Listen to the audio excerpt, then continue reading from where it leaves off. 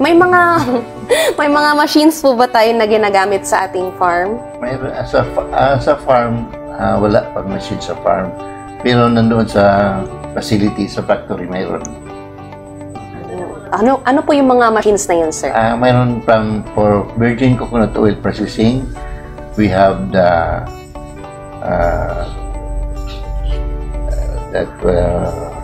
ng pagkuha sa mga bagol, i-extract ang bagol away from the coconut.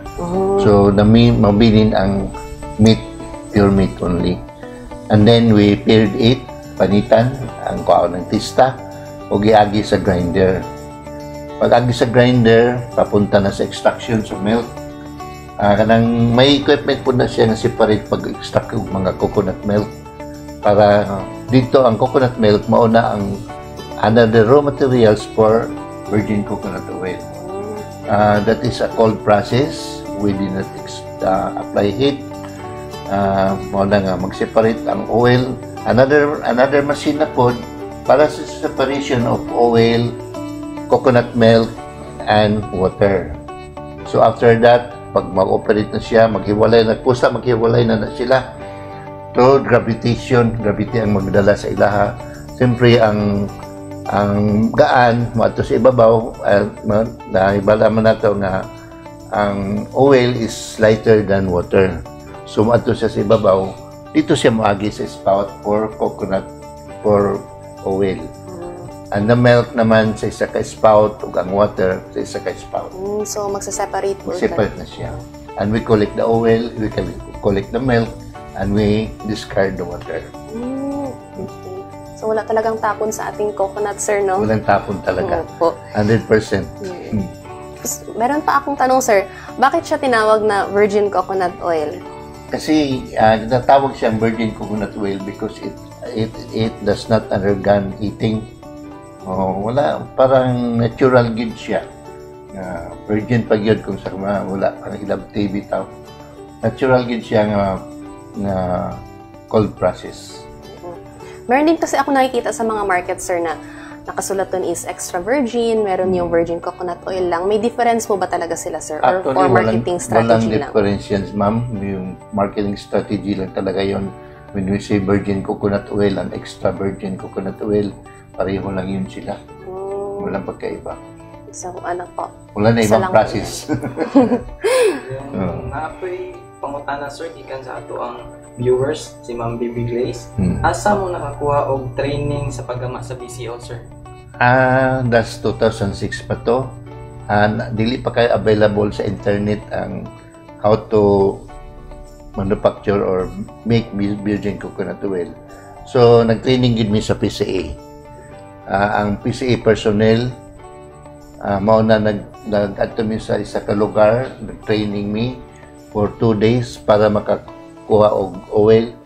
Ang permiro namong gi-introduce mao ang fermentation method wherein ang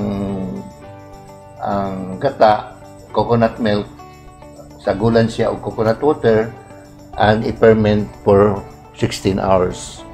After 16 hours, we collect the oil and discard the other material, water. So, pag makulitan na mo ang oil, i-filter na mo na, mayroon na kaming virgin coconut oil. Yun. Tapos, napakoy dagdag na pumunta na, sir. Kinsa yung mga ipangduulan nga ayan siya para ma-develop o ma-produce ay ang inyong produkto na mapanindot ang inyong packaging po? Ang DOST. DOST. Na-in-charge sila sa packaging at saka sa pag-develop sa product. Unsa to na year po na ano, sir? The same year, 2006 po rin. Pila yung workers sa inyong farm karon, sir? Ang immediate worker sa plant talaga is 10 people. Tapos sa mayroon mga sa farm, mayroon nagkakarit, nagasungkit, mayroon nagatapok, mayroon tagahaul. So actually mga 20 people sige involved. Mga kwan na po na, sir, taga-dira. Taga-dira kapantukan na po. Ayun po, may katanungan po sa ating mga live viewer po, si Miss Gretchen Salazar.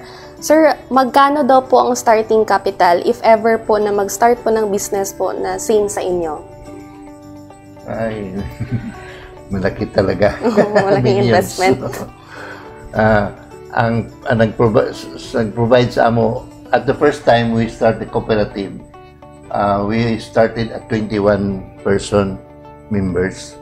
We contribute 50,000 each to produce, to buy the equipment needed, at saka mga capital to purchase coconut. Sa nagdalaga ng panahon, after 2017, 2020, 2020, naghatag ang PCA og equipment, complete line of equipment worth 12.7 million. Laki-laki rin. Ako juday. Dili basta-basta maghimo og coconut products. Just of yun. So, daghang pamaagi, pwede man nga kanang minor expenses lang, tulad ng fermentation na kung gingon sa imong kaganina. Kuan lang ng kapitala na kaguran, tapos nakipugaan, kanang traditional method lang bitaw. Tapos i-ferment lang nimo, may oil ka na. Pero dili good as quality as kanang sa machine. So, kung gusto nyo talaga ng quality, sir, kailangan mag-invest talaga po sa mga equipment, no? Kung gusto ka quality equipment yun. So, may dagdag pa po siya na tanong, sir. So, magkano daw po yung estimated na kita po sa coconut business? Malaki rin ang kita rin. May kita man rin ang coconut business. Halimbawa, from virgin coconut oil to traditional copra, it will magbigay siya ng income na 4 times. Diba, ang presyo sa coconut, virgin coconut oil karon is 400 pesos or 500 pesos. That is only 20 coconut ang involved lang niya. 20 pieces of coconut equivalent to 1 liter. And the price of copra, kung kupraho na to ng 20 kakuan, mga 5 kilos lang na. 5 kilos ng copra lang na. That is at 50 pesos per kilo, it's 250. Samantala, you can earn more in virgin coconut oil. Ikaw, yes. And at saka sa ibang water, mapakinabangan pa nimo ang water to make it coconut vinegar, coconut water, at saka yung residue, kanang pinugaan bitaw, you can collect another oil for that. So, daghang pag yun ang mahimo nimo kung mag-process kag virgin coconut oil, dili lang ang BCO mismo, kung dili daghang pag yung byproduct. Samantala sa copra alone, wala na na produkto. That is advantage of BCO production. You can earn 4 times. Sa napakoy dagdag na pangutana, sir, sa BCO, nabay pila ka days bago ma-separate ang virgin coconut oil sa milk? It take only hour. Hour lang. Okay. Mupan yun lang. Sakaw. Kung sa fermentation method, it took mga 10 hours. Pero sa centrifuge, only an hour. 2 to 3 hours. Separated na ang kwan. Paano ba ratio ang coconut water o coconut milk, sir, parang kaya mo o BCO? Yeah, na yung ratio. 1:4. 1 kilo of coconut milk and 4 kilos of coconut water. So, marami rin palang kailangan na coco water, sir. Meron pang katanungan ulit, sir, from our live viewer. Yes. What are the common indicators po na masabi natin na good quality po ang ating coconut oil? Indicators, it is clear, no bad odor. Ano pa yun? Yun lang. Yun siguro yung mga masasabi ko na kung mayroon kang good quality virgin coconut oil, it must be pure and clear. Walang sediments, at saka no foul odor. Coconut, except coconut. Okay. So, yun po. May mga katanungan pa po ba sa ating mga live viewers dyan? Kung may time pa naman po tayo, kaya mag-comment down below na po. Ikaw, Kuya Chan, baka may gusto ka pang itanong. Naapoy question si Sir John Roy de la Peña. May products po ba kayo na binibenta din sa market na fresh coconut water, sir? Magkano din po ang sale niyo sa fresh coconut water? Fresh coconut water, we are selling it at 12 pesos per 350 ml. It usually our customer is the LGU para sa kanilang mga seminars, and also the schools, canteen. Oh, okay. So, nakoy last na question, sir. Pila ka po inyong products na karon, sir? Na inyong nahimo na? Upat. Upat na inyong We have 4 products. We have a coconut BCO, virgin coconut oil, coconut vinegar, coconut milk, gata, and coconut water, vinegar. Asa po ninyo gina-market yung mga product so far karon, sir? So far, among market karon Manila lang, Cebu, Davao. Mga malls? Mga malls. Sa local po dito, sir? Local dito, Nagyapon mga local market sa Brisa. Kami nasa auto store, ang among product sa Brisa. Sa mga malls na apod. Sir, may ano pa ako, biglang yung curiosity ko.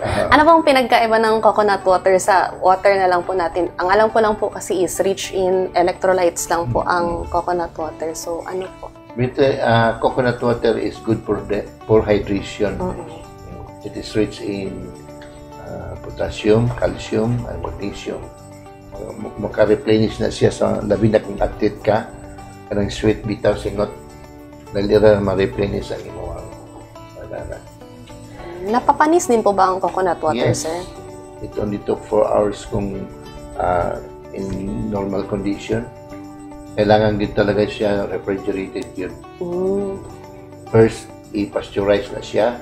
After pasteurization, isulod na siya sa freezer. Okay.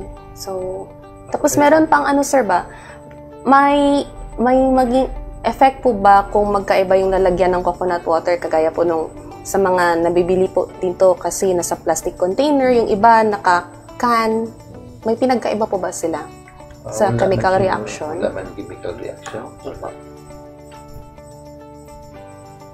Ikaw, Kuya Chan, baka may additional ka pa ng mga katanungan? Saan yung pasabot aning unaerated fermentation, sir? Unaerated fermentation, kanang wala siya.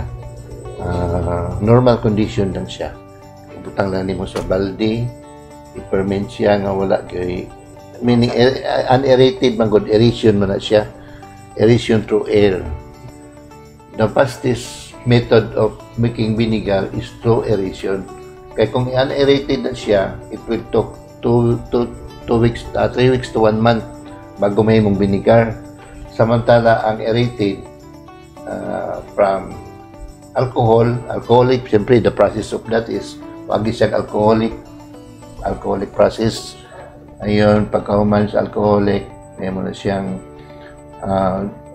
for 2 weeks, 1 week, may mo siyang di pa kayo ni aslum. So, enhance nimo sa through aeration para ang bacteria malive tayo. From bottom to top, yun ang kaon sa bacteria. Samantalang ang unaerated, ibabaw lang. So, nang dugay ang process sa fermentation. So, ayun po. I guess wala na po tayong mga questions pa sa ating comment section. Pero sir, nakita ko po itong mga products na ito dito sa lamesa namin. Baka gusto niyo pong i-promote, ganun po. Ito ang ating coconut vinegar. This is more nutritious than the traditional vinegar. It is rich in minerals. Sabi ko na kanina, ang coconut is from coconut water. Ang coconut water is rich in magnesium, calcium, and potassium. So, nandito rin siya sa vinegar natin. Ang lahat ng mga benefits na makukuha natin sa coconut water, makukuha rin natin sa vinegar. Itong vinegar lang kasi is na-prolong ang shelf life nito. It will take 2 years, hindi masisira once nga complete fermentation siya. Ito naman ang virgin coconut oil natin, it will boost our immune system. Yun talaga ang pinaka-purpose natin na mag-take ng virgin coconut oil para ma-boost ang ating immune system. Pag ma-boost ang ating immune system, malaki tayo sa mga sakit. At saka, it is also antibacterial, antiprotozoal, sa mga sakit-sakit sa ating gut, sa ating tiyan. Mas magbuti ito. Mas health, gut health, ang sabi nila gut health. Ito ang i-recommend natin, i-take natin ng virgin coconut oil 1 tablespoon a day before breakfast. Hindi siya pwede sa afternoon, sir. After, pwede rin yapon. Pero mas effective siya before workout ka. Mga pagsulot yung siya. Basig na gusto na nakay-concern ka ng inyong farm as located para i-kuhan sa atong mga live viewers, sir. Kasi gusto sila mapalit sa inyong location sa inyong farm. Ang among farm ug ang among factory located at Bantukan, Davao de Oro. Go lang siya. Highway lang. After going to Mati, nasa highway lang. Kita kayo siya sa highway, kita sa Hanap siya signage. dahil na signage na po. Pwede lang po kami bumisita doon anytime, sir. Anytime, anywhere. Anytime. Nakakata naman sila doon sa amo ang factory. Ito nag-video. Video. Wala ako noon, sir. Wala. Wala. Kasi ganito na ganito din. Ma'am Ruby? Ruby siguro. Si Ma'am Ruby din. At ayun, thank you so much, Sir Rudy. Ayun po, isa namang successful na webinar na naman po ang ating natapos. At our big thanks to Sir Rudy O. Ang of Cocolite Multipurpose Cooperative. Shout out sa ating mga viewers, mga supporters na nanatili sa antod sa atong katapusan no, sa atong katapusan sa atong pag-live no. Salamat kayo sa inyo pagtutok sa among webinar karong adlaw. Na ba kay question sir na kay message sa atong mga live viewers para ma-encourage sila sir sa atong mga live una sa lahat, una sa tanan di ay akong pasalamat sa ATI sa ilang pag-sponsor aning webinar. Thank you rin po, sir. Salamat po sa pagpili ka namo nga usas nga mamahimong resource person at saka ang among cooperative na himong usa ka learning site. Maganda ko ganing tabang sa mga farmers nga mahimong learning site kay na may access nga maka-seminar makahatag sa ilang mga pagtulunan unsa ang paggalam ang ilang tagsa-tagsa ka coconut. At saka sa atong mga viewers po diha nga naminaw niining atong segment karon. Padayon mo sa pagtangkilik sa ATI kay daghan silang programa nga makatabang sa ato ang adlaw-adlaw nga panginabuhi dami na gayud sa mga sektor sa farming ug kining coconut sector na maugid ko ang pangunahing number 1 nga makahatag kanatog revenue kay ang coconut manggod every 3 months na kay kwarta samantala ang ubang mga commodities off and on ang harvest dugay samantala sa coconut daghan pagkag magamit nga mga another product wagi mausik sa coconut magamit yung tanan. Daghang salamat. Sir, so talaga naman tree of life talaga si coconut, talaga sir. Ang coconut. So that was all on the webinar on coconut innovation and value adding for enterprise growth. So I hope marami po tayong natutunan from this episode and we hope you will be inspired to do so in our farms and future in farming. So muli po namin pinapaalala na ang evaluation link po ay kailangang fill upan upang ma-release ang inyong e-certificate. So later po sa comment ang evaluation link. So please be reminded to evaluate immediately po kasi within 3 days ay mag-close na po ang ating pagtanggap sa aming evaluation for this episode. So ayun po sir, thank you so much po sa pagiging resource person po ninyo for today's webinar at sa pag-inspire po sa ating mga future agripreneurs at mga gusto rin po mag-venture into coconut processing.